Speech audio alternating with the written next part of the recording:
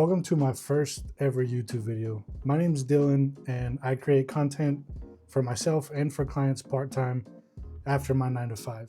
And a few months ago, I said I was going to start taking content seriously. So here I am making my first ever YouTube video. And today I want to talk about my 2026 essentials. Not necessarily what's in my camera bag, just the kind of gear I'll be using to create content for myself and for my clients. Let's start with everyone's favorites, the cameras.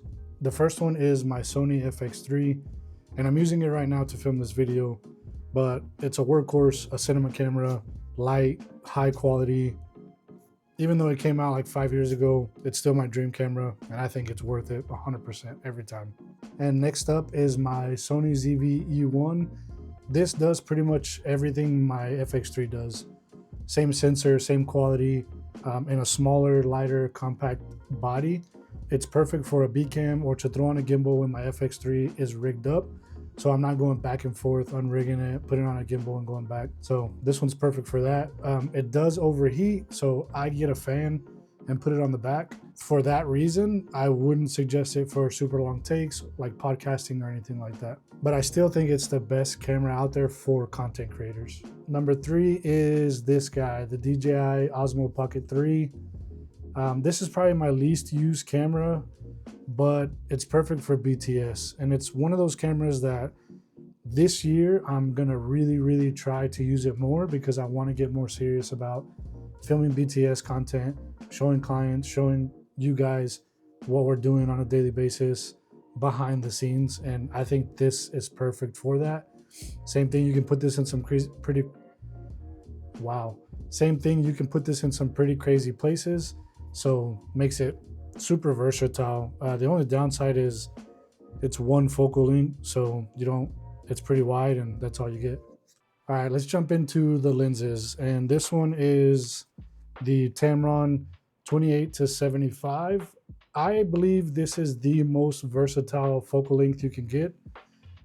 You can shoot pretty wide at 28, similar to like a 24-70, but you can shoot pretty wide at 28 for like your establishing shots or your wider shots, and then you can zoom into 75, or if you have APS-C mode or Super 35 mode on your camera, you can go even further than that and get those really crisp detail shots.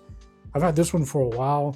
This was probably my most used lens for a long time. You can tell there's some electrical tape right there on the front of it. But yeah, man, this one is definitely now my second most used lens in my kit. The second lens that we're going to talk about is the Tamron 16-30 f2.8. That's also on my FX3 right now. I'm using it to film this video. It has become my #1 used lens. It's super wide at 16. You get in kind of medium focal length at 30, f2.8 constant aperture, great for low light, especially on a Sony camera. It's definitely the one I use the most for client work, for my own content. It almost never leaves my FX3 or whatever camera I'm using that day. And the third lens is the Rokinon 35mm T1.9 autofocus cine lens. This lens to me is a little underrated. It's a 35mm 1.8 in photography terms, T1.9. It's autofocus cine glass, so it's got some character to it, so it's great for video. I've done my handful of photo shoots with this lens on my camera, and I've had no complaints. Fast autofocus, super wide aperture, a little bit of character. So yeah, I think it's underrated. Check it out. It's not a super expensive lens, so you might like it. Honorable mention for lenses is this little guy.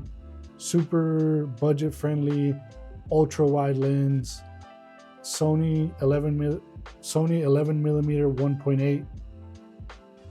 It is an APS-C sensor lens, so it is like a 15.5, 16mm lens for a full frame camera. But it has this sick little vignette. If you leave it at 11, you don't zoom in, crop in.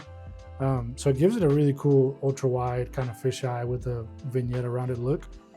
Just an honorable mention, I put this to vlog on like my ZV-E1 or my Sony a7 IV if my FX3 is occupied and I'm using it for something else. So, okay, moving on to audio. Also using these to film this YouTube video right now, but the Dji Mic 2 I know the DJI Mic 3 came out a little while ago.